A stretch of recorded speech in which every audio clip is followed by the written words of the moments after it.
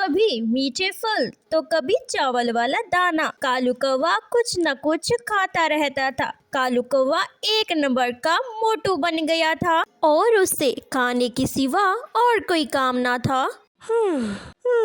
थक गया, बस अब पेड़ पे बैठ के थोड़ा आराम कर लेता हूँ। कालू कौवा ऐसा सोचकर वो एक पेड़ की शाख पर बैठ जाता है और दूसरे पेड़ के शाख पर कबूतर भी बैठा होता है। कालू कौवा देखो तो सही अपना पेट, तुमसे बड़ा तुम्हारा पेट। कम खाया करो, दिन ब दिन तुम्हारा पेट तुमसे भी ज्यादा बढ़ता जा रहा है। मैं इस दुनिया में खाने तो आया हूँ, काम वाम मुझसे नहीं होते। कालू कौवे ने इतना ही कहा था कि कालू कौवे के वजन से शाख टूटकर नीचे गिर जाती है और कालू कौवा ध्रम होकर नीचे गिर पड़ता है। मर गया, मैं मर गया, कबूतर मुझे उठाओ। ये देखकर कबूतर भी हंसने लग जाता है। आज शाख टूटी है, कल तुम्हारी वजह से घोंसला टूटेगा और बढ़ते हुए पेट के साथ तुम उड़ भी नहीं सकोगे।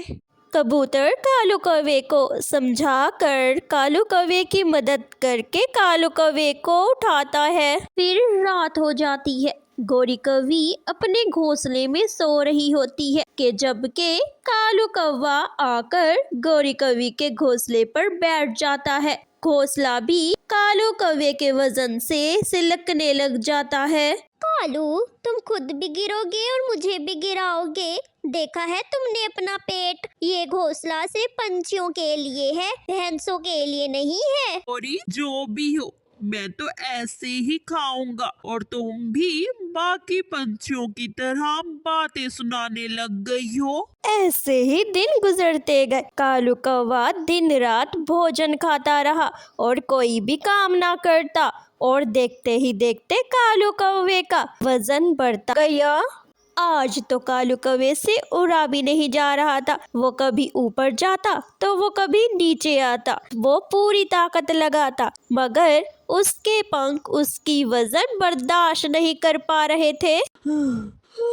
मुझसे उड़ा क्यों नहीं जा रहा? मुझे क्या हो गया है? मेरे पंख मेरा साथ क्यों नहीं दे रहे? कालू कौवा पेड़ के नीचे बैठकर नीचे पड़े दाने खाने लगता है। ऐसे ही शाम हो जाती है। गोरी कौवी को कालू कौवे की चिंता हो रही होती है। गोरी कौवी कालू कौवे को ढूंढने निकल पड़ती है। कालू जी, मैं घर बैठे परेशान हो रही हूँ और तुम पेड़ के नीचे बैठ के दाने खा रहे हो। गोरी, कालू को उल्लू वैद्य से दिखाओ, वही ही कुछ कर सकता है, हमारे बस की तो बिल्कुल भी बात नहीं है। चिड़िया ऐसा कहकर वहाँ से चली जाती है। गौरी, गौरी, मुझे भूख लगी है, मुझे फिर से भूख लगी है। चुप करो, मैं उल्लू वैद्य को बुलाने जा रही हूँ और तुम घोंसले में ही लेटे रहना। गोरी ऐसा कहकर उल्लू वैद्य को बुलाने चली जाती है। मैं तो बर्बाद हो गई हूँ। कालू तो अपने घोंसले से उठ भी नहीं पा रहा और खाने की जिद कर रहा है। चल के एक बार तो उसे देख ले। उल्लू हकीम कालू कौवे को देखकर गोरी से कहता है, इस कालू की तो कोई भी दवाई नहीं है। बस कालू को 4 दिन के लिए खाने के लिए कुछ भी नहीं देना। जब कालू उड़ने लगे तो अपना दाना लाने के साथ साथ सारे पंछियों का दाना जंगल से लेकर आना होगा। ऐसे ही कालू का पेट खत्म हो जाएगा और कालू पहले की तरह हो जाएगा।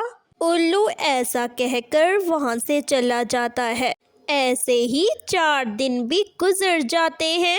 ऐसे ही गोरी कालू कौवे को 4 दिन कुछ भी नहीं देती और कालू कौवे का पेट खत्म हो जाता है।